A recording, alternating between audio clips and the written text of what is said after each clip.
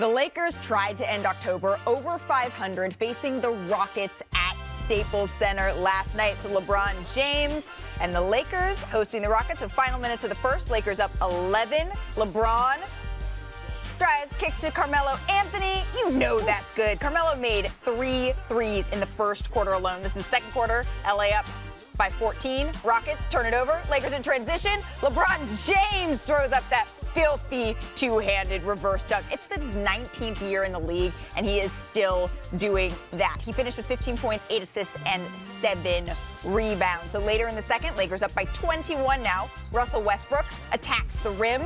One-handed jam to go. Take a look again. He almost lost the ball on the way up. He's laughing at himself with the Lakers bench, but, you know, when it's good, it's all fun and games. And then in the fourth quarter, the Lakers lead by 25 now. Westbrook drives, kicks it out. Melo, you know what it is. Again, Melo finished with a game-high 23 points and just 25 minutes. Lakers win it 95-85. I think people don't really understand me. I think there's a misconception up there about me and not being able to adapt to situations, but I'm easily adaptable to any situation. I've always tried to adapt to every situation that I've been in. Some was better than others, but this is just easy. That look was a whole mood, but Carmelo has been on a tear to start this season. He's shooting a career-high 50% from the field and 52% from three-point range, and Melo is also scoring his most points per game since 2016-17 season when he was with the Knicks. And now we welcome back Ramona Shelburne. Ramona, Melo's made his mark as a scorer, and you've seen him pick up his game elsewhere? Yeah, look, defensively. Do we think we were talking about defensively with Melo? Defense. Right, but the Lakers system was the bedrock of their 2020 championship. Their Lakers defense was how they won. And when Anthony Davis is there at the 5 and Melo is playing defense and bought into just the team defensive concepts. I was talking to Frank Vogel last night. He said he's really bought into the system, and when he does that, it's contagious for the rest of the team. So when you get veterans like Carmelo who are giving that kind of effort and doing the dirty work, like just on the block and banging with people down there when they're not getting stats. Now, last night he had stats, 4 blocks, 2 steals for Melo. He's never done that. Yeah, and he was looking good. The Staples Center crowd they erupt for him every single time. But the question that certainly existed at the beginning of the season and is still playing itself out, right, is how are the veterans that you mentioned, how are all of them going to fit together? So what role has Anthony Davis played in that defensive cohesion? Yeah, look, the Lakers came into Sunday's game 27th overall in the league in defense.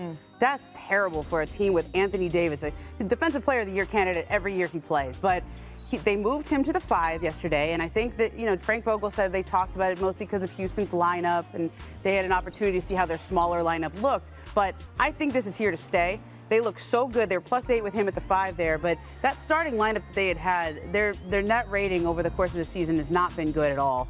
The least effective player in that starting 5 has been DeAndre Jordan. So I think he moves to the bench, AD at the 5. And yesterday they went with Kent Bazemore and Avery Bradley as the 2 other starters. Those are defensive guys. Those are defensive-minded players. And this is Frank Vogel saying this is how this team needs to win. We need to make our money on the defensive end of the ball because they lost a lot of their good perimeter defenders, but now they still have Anthony Davis. Well, and we saw the Lakers have some success with Anthony Davis at the 5 on that championship run they made in the bubble. I know you were tweeting about this game, but you know who else, Ramona, who was tweeting about this game? Let me guess. It was Big Perk. I know he was watching the Lakers game intensely last night, late night Perk. So I want to ask you, Perk, what does Carmelo's performance say to you? It says a lot. And every night with the Lakers, he's either going to be the 4th option, sometimes the 3rd option, sometimes the 2nd option, and even last night, the number 1 option. Look, Carmelo Anthony haven't seen this many wide open looks since Moby Dick was a goldfish, okay? And when you look at the pressure that LeBron James and Russell Westbrook puts on the defense, Melo is wide open, which all he has to do is catch and release, and that's what he does best is get buckets. And what I'm seeing is right now, Melo is flourishing in a role that they wanted Kyle Kuzma to do last year, right? Come in off the bench and provide a spark offensively and get buckets, and that's what he's doing. Okay, so then what is the areas of improvement you still want to see, Perk, for the Lakers? I mean, Ramona touched on it, Malika. It's that defense, right? And I think I tweeted last night about why put Anthony Davis at the center position if you're not going to feature him in the offense.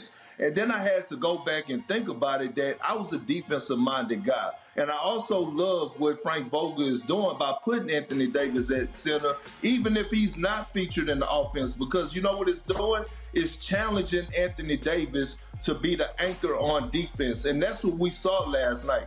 Forget the double-double that he had. I saw Anthony Davis anchoring the defense, switching out on pick and rolls, guarding the little guards on perimeter, anchoring the defense, contesting things at the basket. The Rockets couldn't get nothing easy, and he was rebounding at a high level on both ends of the floor. So I actually love the move by Frank Vogel because it's in a way, it's challenging Anthony Davis without even saying a word to him. So quickly then, Perk, if I know it was against the Rockets, who've been struggling a bit this season, but if that continues, if Anthony Davis can continue to be the defensive anchor and they take a step up here, what's the ceiling for the Lakers, do you think? Oh, it's the championship. And we all know that he could do it, right? We saw it 2 years ago when at times Frank Vogel used him at the center position and challenged him, and he delivered in great fashion. It's all about his mindset. But if Anthony Davis is going to be the best defensive player on the floor night in and night out on both teams, the opponent and with the Lakers are going to win the championship with flying colors, and Anthony Davis is going to win his first Defensive Player of the Year award, which he could possibly win. And when you have perimeter guards, like a perimeter guard like Avery Bradley, it also takes a lot of pressure off of Anthony Davis. I love what Avery Bradley brings to the table, but AD being in tune and actually embracing the role of playing the center position would be everything for the Lakers. Well, and they don't even have their full cavalry yet, right, Perk? So we're going to see this get to shake out a little bit.